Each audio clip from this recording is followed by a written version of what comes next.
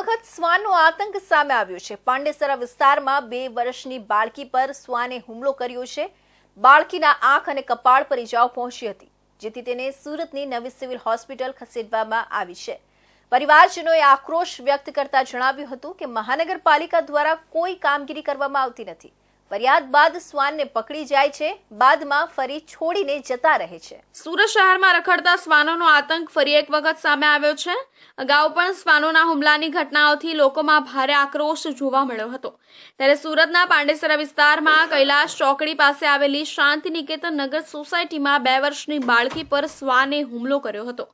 શ્વાને બાળકીને આંખ અને કપાળ પર ઈજાઓ પહોંચાડી છે। શ્વાનના હુમલાને કારણે બાળકીને ટાંકા લેવાની નોબત આવી છે।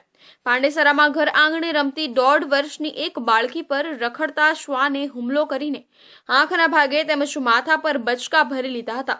બાળકીની બૂમો સાંભળીને તેના દાદી દોડી ગયા હતા અને કૂતરાના મોંમાંથી બાળકીને માંડ છોડાવી હતી।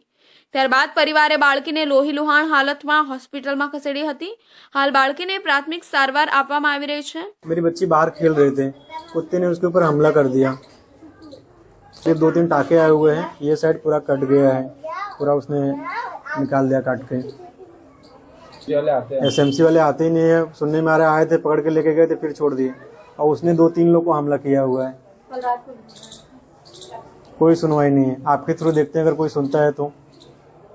सरकार से यही मांगे हैं, उन लोगों को थोड़ा नियंत्रण करें और क्या, पकड़े उसको, इंजेक्शन लगाएं। हाँ, कल किसी और के साथ भी हो सकता है, हो ही रहा है ना, अभी वो फिर बाहर ही घूम रहा है, वो कोई सुनवाई नहीं है। દિશાની સર્જરી કરવામાં આવી હતી। તબીબોનું કહેવું હતું કે કૂતરાના હુમલામાં દિશાની આંખ માંડ બચી ગઈ હતી। જો સમયસર છોડાવવામાં નહીં આવે તો ગંભીર ઈજા થઈ શકી હોત।